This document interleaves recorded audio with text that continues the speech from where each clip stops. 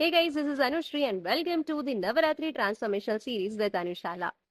आज की वीडियो में हम समझेंगे शुरू के 3 दिनों में कैसे 3 देवियों से हम आज के समय में कुछ ऐसा सीख सकते हैं जो हमारी लाइफ को बहुत बेहतर कर देगा, ट्रांसफॉर्म करके रख देगा। नवरात्रि का पहला दिन डेडिकेटेड रहता है माँ शैलपुत्री को। असल में ये शैल यानी पर्वतराज हिमालय की पुत्री थी, जिनका दोबारा जन्म हुआ था, क्योंकि पहले जन्म में ये सती थी। अब जानते हैं कि सती को दूसरा जन्म लेना क्यों पड़ा। क्योंकि सती की शादी होती है शिव जी से, और सती के जो पिता होते हैं दक्ष, वो असल में एक बहुत बड़ा यज्ञ करते हैं जिसमें वो सबको बुलाते हैं, सारे देवी देवता बहुत बड़े बड़े लोगों को बुलाते हैं, लेकिन सिर्फ शिव जी को छोड़ देते हैं, क्योंकि उन्हें लगता है कि शिव जी उस लायक नहीं है कि उन्हें उस यज्ञ में बुलाया जाए। ये एक तरीके से इंसल्ट होती है, जिसमें शिव जी नहीं जाते क्योंकि उन्हें बुलाया नहीं जाता। लेकिन सती जिद करती है जाने की। जब सती वहां जाती हैं और देखती हैं कि कैसे उनके हस्बैंड की इंसल्ट सबके सामने हो रही है, तो उनसे वो बर्दाश्त नहीं होता।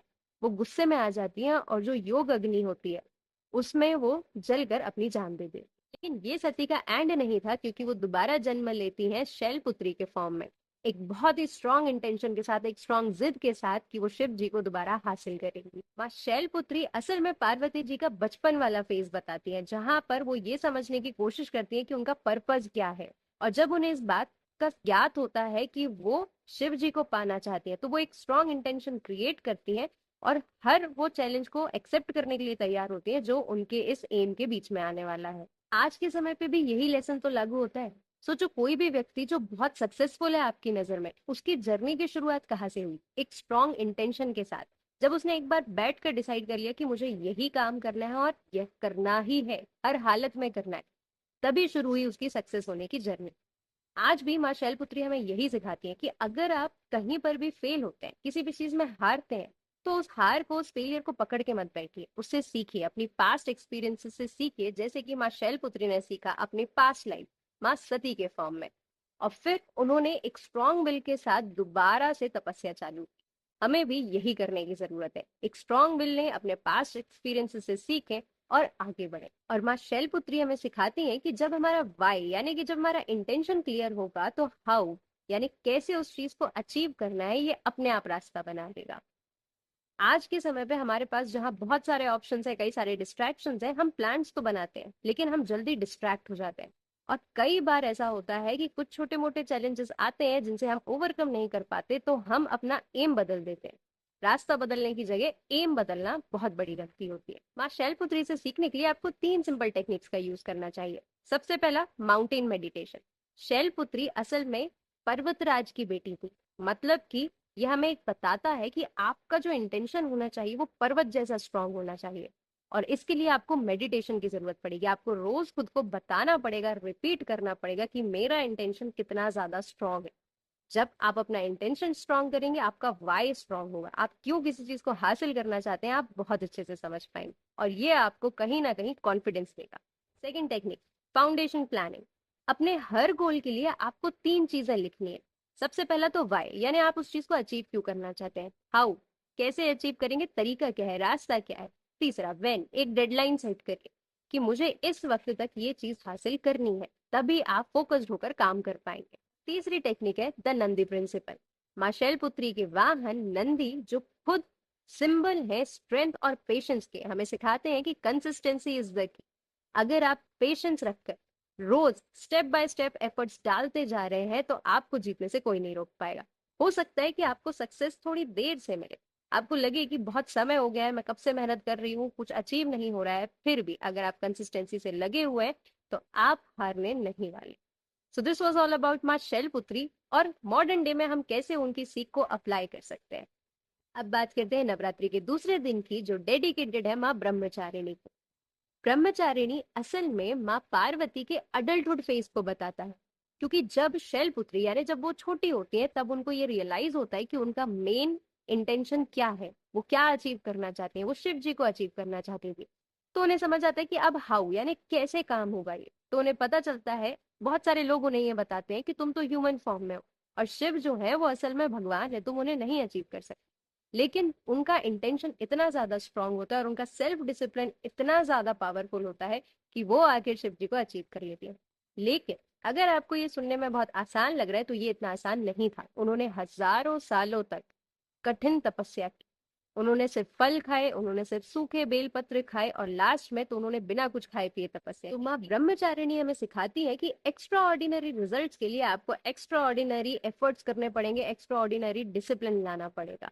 और ये डिसिप्लिन आता है जब आप अपने कंफर्ट जोन से बाहर निकलते हैं, जब आप चैलेंजेस को एक्सेप्ट करना सीखते हैं और जब आप एक स्ट्रॉन्ग इंटेंशन के साथ आगे बढ़ते हैं, कॉन्फिडेंस के साथ आगे बढ़ते हैं कि आपको जो कुछ अचीव करना है वो हर हाल में अचीव करना है। कोई भी चैलेंज आएगा, आप उससे अपने फाउंडेशन को हिलने नहीं देंगे।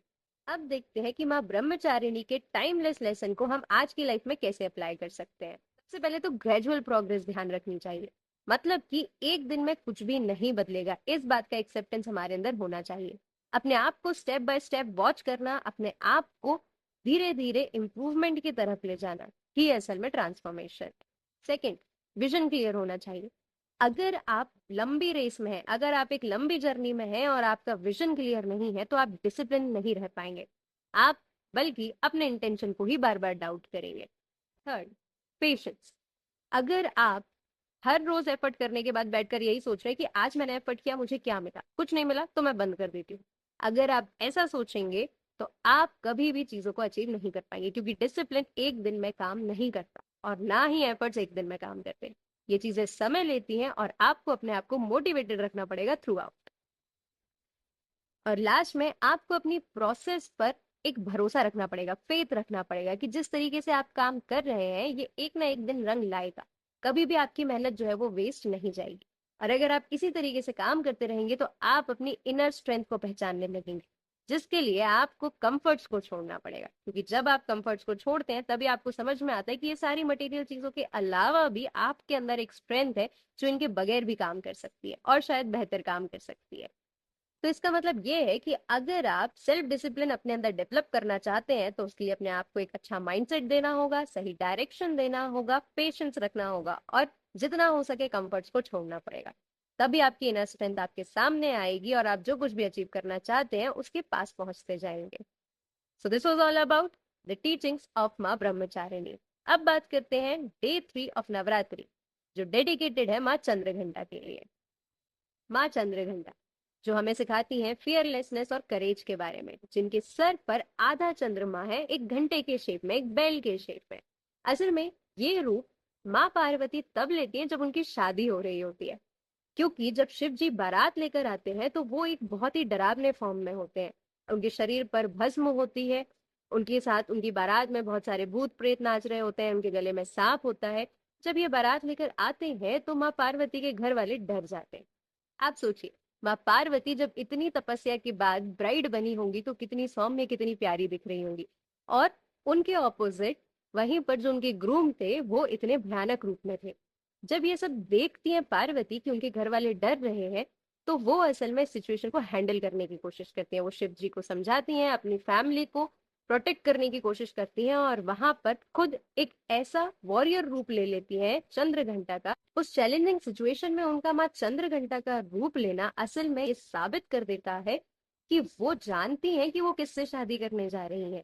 उन्हें पता है और उनके अंदर एक इनर स्ट्रेंथ है, इतना करेज है, इतना कॉन्फिडेंस है कि वो ऐसी हर सिचुएशन को हैंडल कर सकती है। तो आइए जानते हैं माँ चंद्रघंटा के कुछ करेज कोट्स के बारे में जो आज हमारे अंदर करेज को डेवलप कर सकते हैं। First, preparation. जितनी ज्यादा तैयारी होगी उतना ज्यादा कॉन्फिडेंस होगा। आपको पता होना चाहिए कि आप जिस एम को अचीव करना चाहते हैं उसे आपको हर हाल में संभालना आना चाहिए। Second, diplomatic bravery. आपको पता होना चाहिए कि आपको कब बोल्ड बनना है। आपको पता होना चाहिए कि कितना बोल्ड बनना है, लेकिन समझदारी से। ऐसा नहीं है कि अगर आप एक वॉरियर फॉर्म में आ रहे हैं, अगर आप अपनी इनर स्ट्रेंथ को जगा रहे हैं तो आप उसका गलत उपयोग होने देंगे। हर मेंटल स्टेट में आपके अंदर कॉन्फिडेंस भी होना चाहिए और समझदारी भी होनी चाहिए। Third, protect what matters. जो भी चीज आपके लिए मैटर करती है आपको उसे बचाना है। आपके लिए आपकी फैमिली मैटर करती होगी, सपने मैटर करते होंगे, एम्स मैटर करते होंगे, जो कुछ भी मैटर करता है आपको उसे बचाने की ताकत रखनी पड़ेगी। And last, alertness.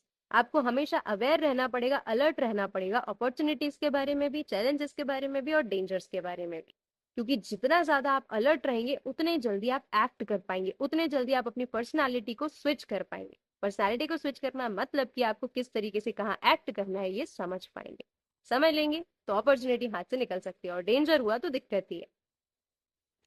तो हमने माँ चंद्रघंटा से सीखा कि आज के समय पे हमें चैलेंजेस एक्सेप्ट करने चाहिए, उन्हें फियरलेसली फेस करना चाहिए और स्मार्टली एक्ट करना चाहिए। So this was all about the first three forms of माँ दुर्गा। अगर आपको ये वीडियो अच्छा लगा तो इसे लाइक कर दीजिए, अपने दोस्तों के साथ शेयर कर दीजिए और कमेंट सेक्शन में मुझे बताइए कि आपको देवी के किस फॉर्म ने या फिर उनकी कौन सी टीचिंग ने सबसे ज्यादा इंस्पायर किया। Thank you so much, keep watching.